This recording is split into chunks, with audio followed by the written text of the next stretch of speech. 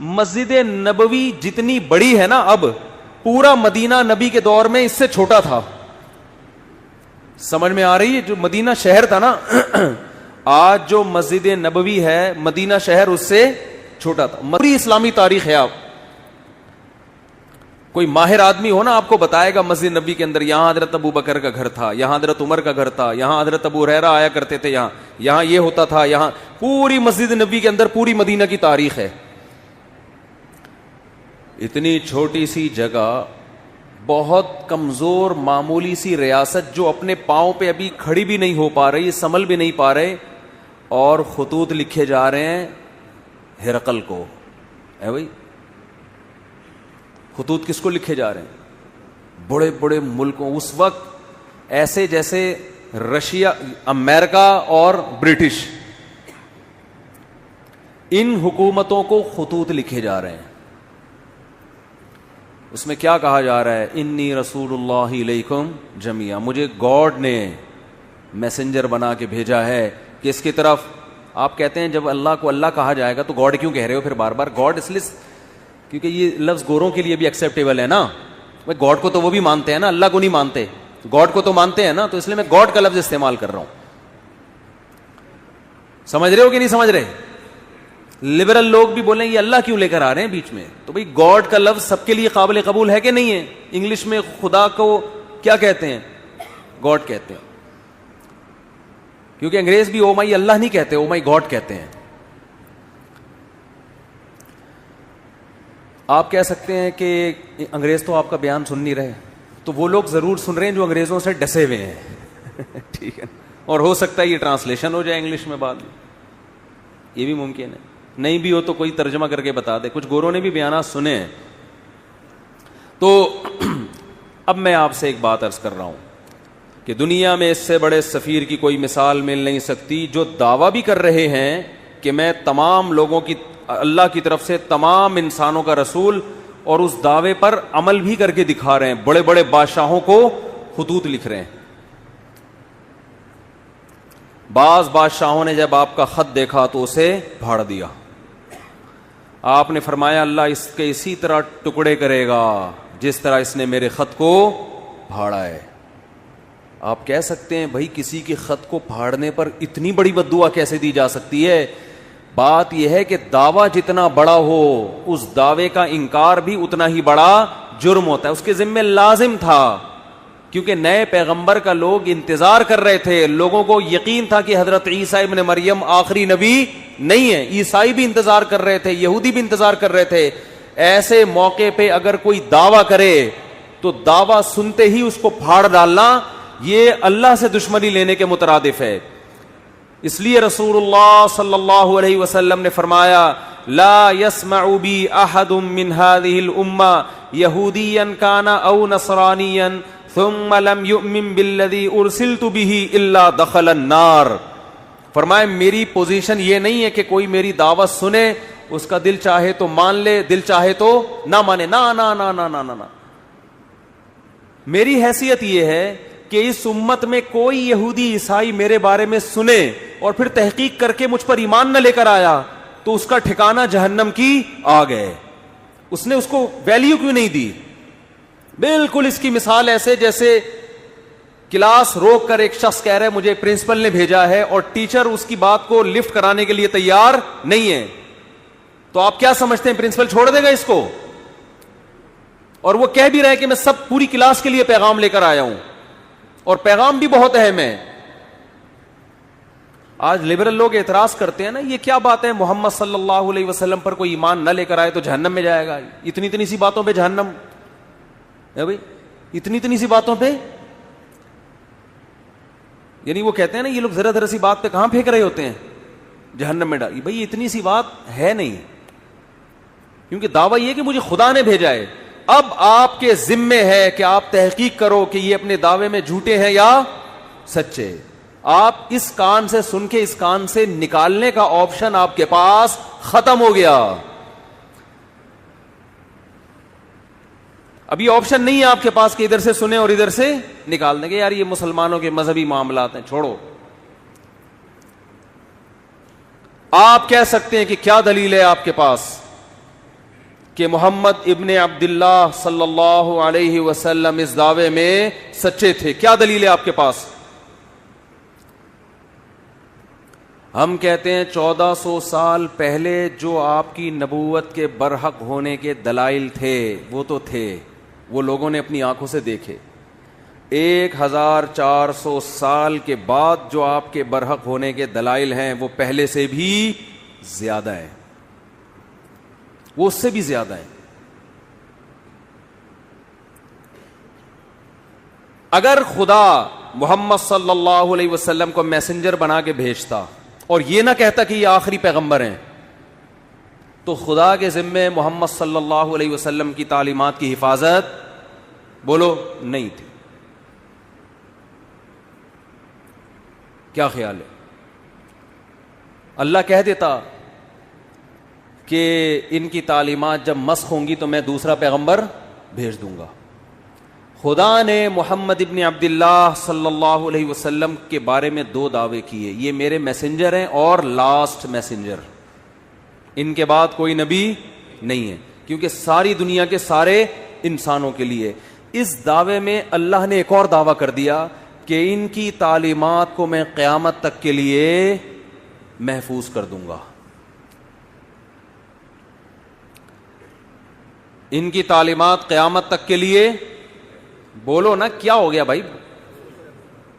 وہاں میں پشاور میں بیان کر رہا تھا، ایسا بول رہے تھے لوگ یار، چپ کرانا. سرگودا میں بیان ہوا، چپ کرانا مشکل ہو گیا، لوگ چپ ہی نہیں ہو رہے تھے. وہاں کہنا پڑ رہا تھا مجھے بھی بولنے دو گے کہ نہیں دو گے؟ بولنے. پنجاب لسی، پائے، کراچی میں چائے، چائے کے اثرات ہیں. سوچتا بہت ہے آدمی، چائے پی کے بولتا نہیں ہے، سوچتا رہے. جہاں بولنے کا موقع ہوتا ہے وہاں بھی کیا کر رہا ہوتا ہے؟ سوچ رہا ہوتا ہے. ابھی اتنی اچھی صحت رہی ہے نا، میرا 2 ہفتے کا دورہ ہوا کے پی کے پنجاب، ایسے ایک چھینک بھی نہیں آئی. پھر کراچی اتر کے چھینکیں شروع. تو اللہ کے ذمے تھا کہ محمد صلی اللہ علیہ وسلم کی تعلیمات کی حفاظت کرتے. یہ حفاظت خود اس کی دلیل ہے کہ محمد صلی اللہ علیہ وسلم لاسٹ میسنجر آف گاڈ ہیں. ورنہ کسی یتیم جو نہ لکھنا جانتا ہو نہ پڑھنا جانتا ہو، اس کی تعلیمات کی اللہ کی قسم اسباب کی دنیا میں ایسی حفاظت کا انتظام اس زمانے میں تو ممکن ہی نہیں تھا، ناممکن. اور اس زمانے میں بھی اتنا پروٹوکول ملنا کسی کو ممکن نہیں ہے. ہمارے نبی صلی اللہ علیہ وسلم کی جو سیرت ہے اس کے 2 پہلو ہیں، خوب غور سے سنیں. 2 پہلو ہیں آپ کی سیرت کے. ایک پہلو وہ ہے جس میں آپ خدا کی طرف سے کوئی میسج دے رہے ہیں کہ یہ الاؤڈ ہے اور یہ ناٹ الاؤڈ. خدا ان کاموں سے خوش ہوتا ہے اور ان کاموں سے ناراض ہوتا ہے. کہنے میں کیا جا رہا ہے؟ خدا ان کاموں سے خوش ہوتا ہے اور ان کاموں سے ناراض. جب کوئی کہے بولو تو خدا نہ بولنے سے ناراض ہوتا ہے، یہ بھی ایک ہے نا.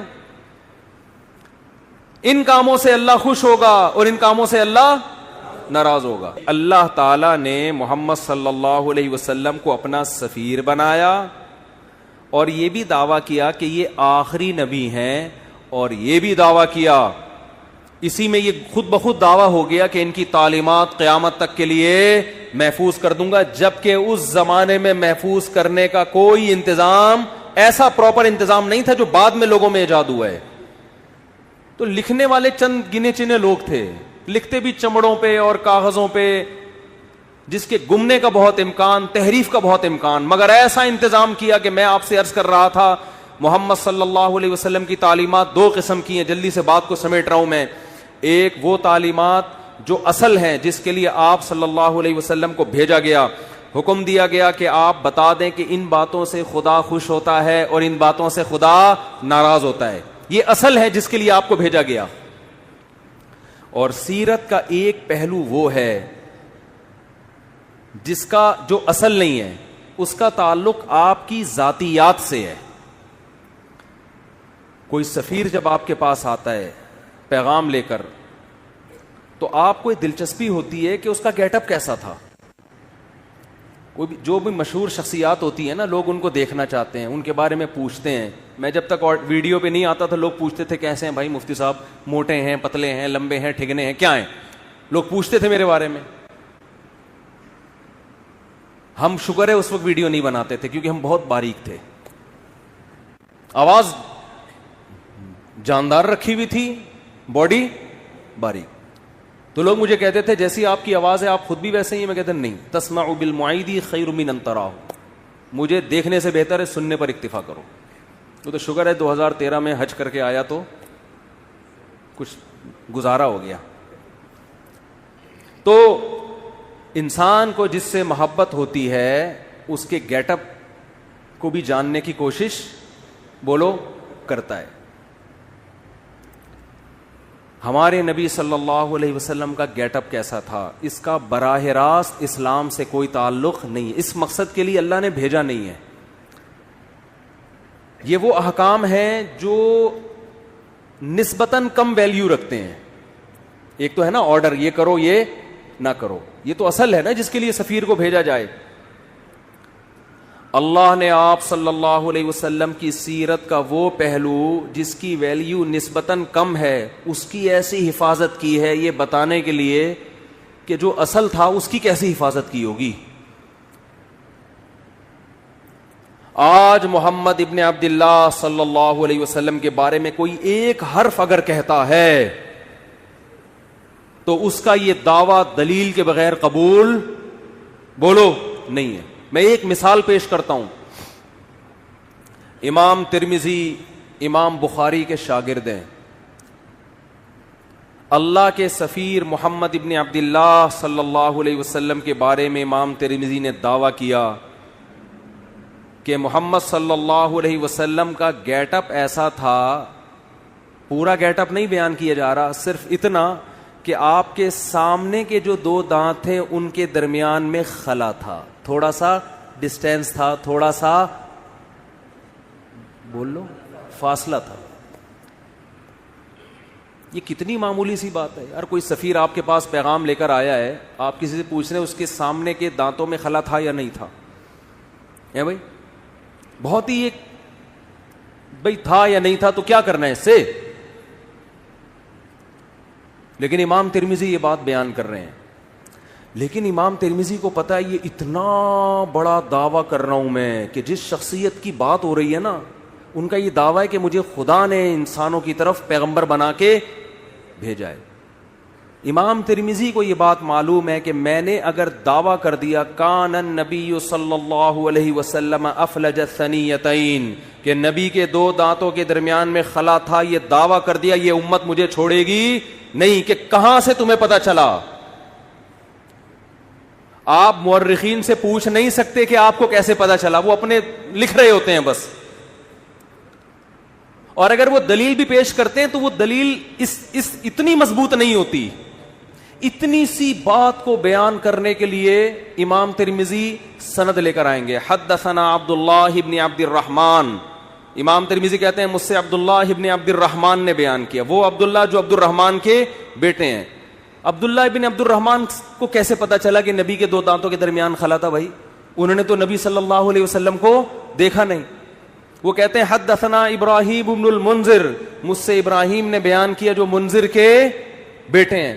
بھائی ابراہیم ابن منذر نے تو نبی کا زمانہ نہیں پایا, ان کو کہاں سے پتا چلا؟ وہ کہتے ہیں ابراہیم ابن المنذر کہتے ہیں حدثنی عبدالعزیز ابن ابی ثابت الزہری, مجھ سے عبدالعزیز نے بیان کیا جو ابو ثابت الزہری کے بیٹے ہیں. بھائی عبدالعزیز جو ابو ثابت الزہری کے بیٹے ہیں ان کو کہاں سے پتا چلا؟ جی انہوں نے تو نبی صلی اللہ علیہ وسلم کو دیکھا نہیں. وہ کہتے ہیں حدثنا اسماعیل ابن ابراہیم, مجھ سے اسماعیل نے جو ابراہیم کے بیٹے ہیں انہوں نے بیان کیا. حضرت اسماعیل جو ابراہیم کے بیٹے ہیں ایسے تو سینکڑوں ہیں, یہ کون سے والے اسماعیل اور ابن ابراہیم کی بات کر رہے ہیں؟ کہتے ہیں ابن اخی موسیٰ ابن عقبہ, وہ اسماعیل ابن ابراہیم جو موسیٰ ابن عقبہ کے بھتیجے ہیں. اچھا جی, اسماعیل ابن ابراہیم نے تو محمد صلی اللہ علیہ وسلم کو نہیں دیکھا. امام ترمذی آپ کیسے دعویٰ کر رہے ہیں کہ محمد صلی اللہ علیہ وسلم کے دانتوں کے درمیان میں خلا تھا؟ اسماعیل ابن ابراہیم جو موسیٰ ابن عقبہ کے بھتیجے ہیں, انہوں نے نبی کا زمانہ نہیں پایا. وہ کہتے ہیں قال حدثنی موسیٰ ابن عقبہ, وہ کہتے ہیں مجھے میرے چچا موسیٰ ابن عقبہ نے بتایا. بھائی موسیٰ ابن عقبہ نے بھی نبی کا زمانہ نہیں پایا. وہ کہتے ہیں موسیٰ ابن عقبہ کہتے ہیں حدثنی قریب, مجھ سے عبداللہ بن عباس کے شاگرد قریب نے بیان کیا. ارے بھائی قریب نے بھی محمد صلی اللہ علیہ وسلم کو نہیں دیکھا. امام ترمذی کہتے ہیں ذرا خاموش ہو جاؤ. قریب کہتے ہیں حدثنی عبداللہ ابن عباس, مجھ سے عبداللہ ابن عباس نے بیان کیا, اور انہوں نے نبی کے چہرے انور کی طرف دیکھ کے فرمایا کان النبی صلی اللہ علیہ وسلم افلج ثنیتین, کہ نبی کے سامنے کے دو دانتوں کے درمیان میں خلا تھا. ایسی حفاظت محمد صلی اللہ علیہ وسلم کے گیٹ اپ کی خدا نے کی ہے. سوچو تعلیمات کی کیسی حفاظت کی ہوگی. آج کوئی ایسی شخصیت ہے جو یہ اٹھ کے دعویٰ کرے کہ میں خدا کا بھیجا ہوا پیغمبر, اور اس کے پاس اپنے دعوے کی صداقت کا اتنا بڑا ثبوت ہو جو ثبوت محمد صلی اللہ علیہ وسلم کے سچے ہونے کا تھا. آپ کہہ سکتے ہیں یہ ایک حدیث ہے, ایسی ہزاروں حدیثیں ہیں. ایک بات بھی اگر آپ محمد صلی اللہ علیہ وسلم کی طرف منسوب کرتے ہو, سند کے بغیر امت اس کو قبول بولو نہیں کرتی. اور سند بھی کیسی خاندانی. آپ کہہ سکتے ہو امام ترمذی سے کہ حضرت آپ کہتے ہیں مجھ سے عبداللہ ابن عبد الرحمن نے بیان کیا, ہو سکتا ہے یہ بندہ بھی آپ نے خود ہی گڑھ لیا ہو. بھئی کہنے پر گورنمنٹ کی طرف سے کوئی پابندی ہے؟ بولو آپ کو مجھ سے فلاں نے بیان کیا, اگلے کو کیا پتا فلاں کون ہے. آپ اسماء الرجال کی کتابوں میں جاؤ گے, جی عبداللہ ابن عبد الرحمن کون ہے, آپ کو اس زمانے کے درجنوں علماء کے اقوال مل جائیں گے. یہ فلاں سن میں پیدا ہوئے, فلاں جگہ علم حاصل کیا, ان کے بارے میں علماء کے تبصرے, یہ جھوٹے تھے سچے تھے, کوئی کرپشن تو نہیں ان پہ ثابت ہوئی, جھوٹ تو ثابت نہیں ہوا زندگی بھر. ان کے شاگرد کون کون, ان کے استاذ کون کون, کہاں کہاں سے علم حاصل کیا. ایک مؤلف بیان نہیں کرے گا, بہت سارے لوگ جو مختلف ملکوں میں رہتے ہیں وہ بیان کریں گے ان کے بارے میں. پھر آپ اگلے راوی کی طرف جاؤ گے, عبداللہ ابن عبد الرحمن, وہ کہتے ہیں ابراہیم ابن المنذر نے. یہ ابراہیم ابن المنذر کون ہے؟ یہ کوئی ڈھکے چھپے نہیں ہے, آپ کو درجنوں کتابوں میں ان کے حالات بولو مل جائیں گے. بھائی اس زمانے میں مشہور آدمی تھے, یہ لوگ جانتے تھے ان کو. وہ کتابیں کوئی دمشق میں لکھی جا رہی ہے, کوئی مصر میں لکھی جا رہی ہے, کوئی کوفہ میں لکھی جا رہی ہے, ان کتابیں میں ان کا تذکرہ ملے گا آپ کو. حالانکہ ان کے آپس میں ملاقات ثابت, ان مصنفین کا آپس میں کمپرومائز نہیں ہو سکتا, مختلف ملکوں میں ہے یہ. پھر آپ پوچھو گے جی عبدالعزیز ابن ابی ثابت الزہری کون ہے, ان کے اسماء الرجال. اسماء الرجال کی کتابیں تو اتنی جلدوں میں ہوتی ہیں جن میں راویوں کے حالات, ان کے نام. ایسا خاندانی پروٹوکول خدا کی طرف سے محمد صلی اللہ علیہ وسلم کو ملا, ایسی حفاظت کی گئی. اللہ ان غیر مسلموں سے کہہ رہا ہے جس کے دانتوں کے درمیان خلا, اس گیٹ اپ کو بیان کرنے کی میں نے ایسے حفاظت کی ہے, سوچو اس کے آرڈر کیسے میں نے محفوظ کیے ہوں گے.